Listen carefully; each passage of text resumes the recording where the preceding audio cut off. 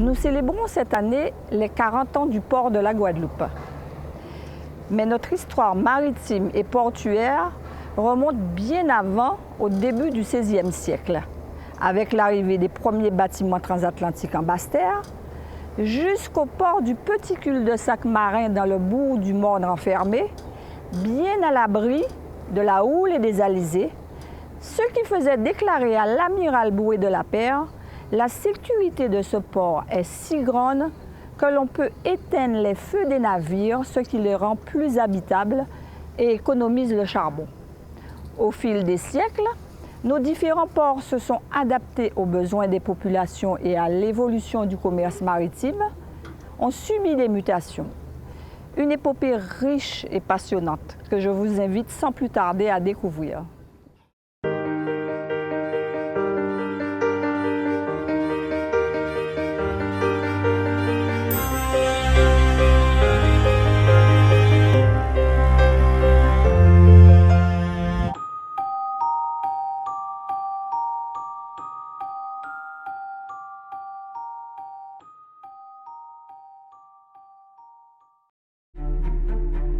Les côtes de Basse-Terre ont une longue histoire maritime. Dès le XVe siècle, elles sont une escale privilégiée pour les navires espagnols qui entreprennent la traversée transatlantique vers les Indes. À l'arrivée des premiers colons, en 1635, naît le port de Basse-Terre. Ils arrivent d'abord sur un mauvais site, celui de Pointe-Allègre, qu'ils vont d'ailleurs déserter assez rapidement pour se repositionner vers le sud de l'île de Guadeloupe. À ce moment-là, va naître la ville de Basse-Terre, mais le port ne ressemble en rien à ce qu'on connaît de façon actuelle. Ce n'est pas un port organisé sous forme de quai, c'est un port organisé à partir des cales. Les bateaux vont rester au mouillage au loin, des petits bateaux vont faire l'aller-retour. C'est dans la seconde moitié du XVIIIe siècle que le port prend sa véritable dimension, notamment à l'époque des corsaires qui ont lutté contre les Anglais et les Américains de 1794 à 1810 aux côtés de Victor Hugues. En armant des bâtiments corsaires, certains commerçants de Basse-Terre font fortune. Pourtant, durant cette période, le port de Basse-Terre n'évolue pas vraiment. C'est alors que les premières plantations sucrières apparaissent en Grande Terre. La création d'un port plus proche et mieux abrité que celui de Basse-Terre devient nécessaire. C'est ainsi que naît le port du Petit Cul-de-Sac marin en 1730. Le port de Pointe-à-Pitre est le rêve que tout marin a. C'est une grande rade, elle est protégée, elle est abritée, elle est entièrement repensée et ce sera une ville aussi purement américaine avec un dessin en damier caractéristique de l'architecture qu'on va retrouver sur le continent nord-américain. En 1760, sous l'administration du gouverneur d'Olivos, les marais sont remblayés et les premiers quais sont construits. Sous l'influence révolutionnaire, en 1794, le site est rebaptisé Port de la Liberté. La ville est à cette période une base corsaire importante. En 1903, la compagnie transatlantique fait construire un appontement en bois. Jusqu'au cyclone 28, le port de Pointe-à-Pitre est un comptoir commercial. Après le cyclone, des travaux sont entrepris pour apporter une autre dimension au port de Pointe-à-Pitre. Le port redémarre, a des activités, c'est déjà à cette époque-là un petit hub de transbordement. Arrive la Seconde Guerre mondiale qui met un brusque frein, un coup de frein d'arrêt à ce commerce qui était en plein développement. De 1926 à 1956, un homme génial, Louis Doulda, qui connaît Pointe-à-Pitre, commence à faire émerger les hangars, à mettre des outils pour le commerce à Pointe-à-Pitre, mais plus important, fait draguer le port de Pointe-à-Pitre. À l'époque, tout se fait à la force des bras. Et il y a même des femmes dockers. Il fut un temps où les matériaux, le bois surtout, venaient de l'Amérique centrale. Alors, c'était des petits bateaux qui venaient avec les bois, avec les planches, les madriers et tout. On déchargeait ça devant un cinéma qui s'appelait le Rialto avant. Dans la danse, là, c'est où on débarquait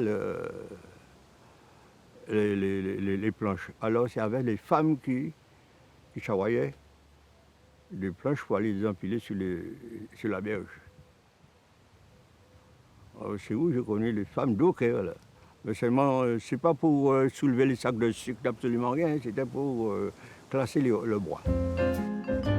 En 1946, le port de Pointe-à-Pitre accède au statut de port départemental.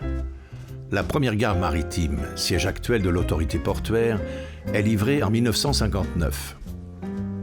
C'est désormais là que les voyageurs embarquent sur des paquebots pour la traversée transatlantique vers l'Hexagone. On mettait 8 jours pour regagner le Havre, mais à bord, il y avait des soirées dansantes, des bingos, Enfin, il y avait de l'ambiance, quoi. C'était amusant, quoi, qu'on était comme dans une grosse ville, quoi, comme dans une ville, hein. Vraiment, c'était ça. On était étonnants, on ne comprenait même pas, hein. On dit, oh, mais attends un peu, c'était vraiment comme si on avait changé de pays, qu'on était dans, tu vois. Alors qu'en fait, on était juste sur un bateau. Le port de Pointe-à-Pitre est également le point d'arrivée et de départ pour le cabotage avec les îles avoisinantes. Dans ces villes, la vie est rythmée par l'arrivée du bateau. On n'attendait que le bateau. Quand il y avait la fête de Saint-Louis, on n'attendait que le bateau. Nous, on était doués, on avait l'engagement d'aller chercher des barres de glace à Pointe-à-Pitre pendant que la fête battait. Et quand on revenait de Pointe-à-Pitre, hein, on emmène des glaces et les barres de glace, c'est tous les clients qui avaient commandé, eh bien, ils se battaient pour avoir la moitié d'une barre de glace pour la fête. À l'époque, Marie-Galante souffre d'un tel retard de développement par rapport à la Guadeloupe qu'il n'y avait même pas d'électricité. La construction à la fin des années 60 du port de Folens pour exporter le sucre produit par l'usine neuve de Grand-Anse permettra aux Marie-Galantais d'être alimentés en courant électrique. L'activité portuaire à Folens commence avec la nouvelle usine de Grand-Anse en 1966. Et avec les installations portuaires à Folens tournant avec de l'énergie électrique, l'EDF a envoyé le courant électrique par câble sous-marin à partir de Cap-Esther-Guadeloupe. La production et donc l'exportation de sucre diminue et l'activité sur le port de Folens évolue. Équipé d'un poste sucrier de 78 mètres et de 2 postes rouliers, le port de Folens, dont l'appontement sucrier a été en partie réhabilité en 1998, a fait l'objet de nouveaux travaux de modernisation qui ont débuté en 2000. En 2012, Guadeloupe Port Caraïbes s'est consacré à la création d'une zone logistique. Depuis, des aménagements ont également été réalisés pour mieux sécuriser le site, qui traite aujourd'hui près de 100 000 tonnes de marchandises par an. Revenons à Basse-Terre dans les années 60. L'exportation de la banane introduite sur les plantations du sud de l'île, suite à la crise sucrière mondiale, prend rapidement de l'ampleur. C'était vraiment l'époque héroïque où il y avait les chalands. En fait, la banane était amenée sur ces appontements, elle était descendue à bras d'hommes dans ces chalands, ces chalands étaient remorqués avec des remorqueurs qui étaient là, c'était leur boulot. Ils allaient à bord navire qui était ancré au large, et là-bas, sur ces bords de navires qui sont, comme vous savez, un navire c'est vertical, vous aviez des trapèzes, c'est-à-dire vous aviez des planches en bois qui étaient reliées par des cordes, et vous aviez des hommes qui étaient debout sur chaque planche. Et les régimes qui étaient des régimes à l'époque qui faisaient vraiment, c'était des régimes complets, c'était pas des petits cartons, c'était des régimes lourds, étaient à bras d'hommes, sans arrêt. Le bateau était chargé comme ça, et vous voyez les colis qui montaient sur le bord du bateau et qui arrivaient à l'intérieur des cales. Cette florissante activité bananière bénéficie à la ville tout entière, et tout particulièrement à certains quartiers qui deviennent incontournables. Bas-du-Bout, c'était le poumon de Basse-Terre. Lorsqu'on venait à Basse-Terre, on demandait où se trouve Bas-du-Bout. Vous aviez une ribambelle de petits commerces, de restaurants, de la vie de la nuit, les filles de joie qui étaient là. Il y en avait beaucoup parce que vous aviez, quand les manutentions étaient terminées, c'était 50, 60, 80, 100 personnes qui déboulaient du bateau et qui allaient à Bas-du-Bout. C'est alors qu'au-dessus de la ville, le sommet de la Soufrière s'enfume. Face à la menace d'éruption en 1976, 76 000 personnes sont évacuées sur la Grande Terre. L'activité portuaire de Basse-Terre est transférée à Pointe-à-Pitre. Ce jour-là, il y avait un paquebot, un navire qui embarquait de la banane. Il était venu charger de la banane. Et l'ordre a été donné d'évacuer. Donc ce bateau, ce gros navire, il a été réquisitionné sur le port. L'activité sur le port de Basse-Terre est complètement stoppée pendant 4 mois. À la reprise, le développement des échanges impose de nouveaux travaux qui sont rendus possibles par l'acquisition de 300 mètres de linéaire. Ce bel élan est hélas de nouveau brisé en 1979 par les cyclones David et Frédéric qui dévastent le port.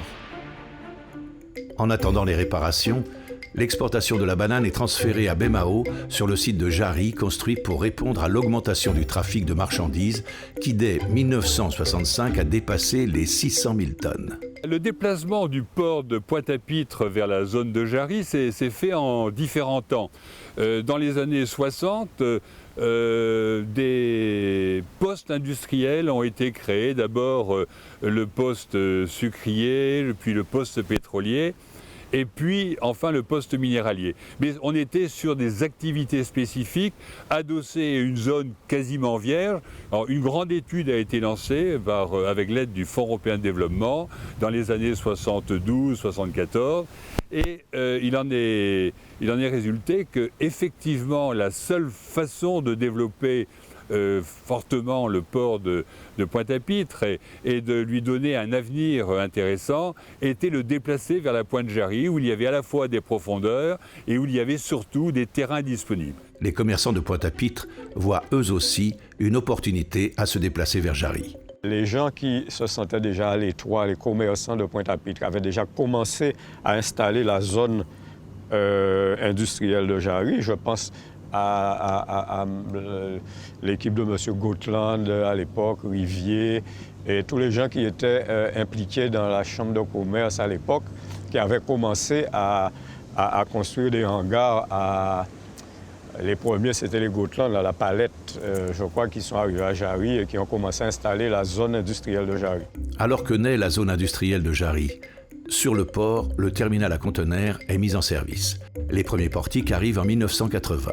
Estimé à 1 500 000 tonnes de marchandises en 1981, le trafic sur Jarry n'a cessé d'augmenter. Il atteint les 2,6 millions de tonnes en 1991 et avoisine les 3,5 millions de tonnes en 2014, soit 90% du trafic total de la Guadeloupe.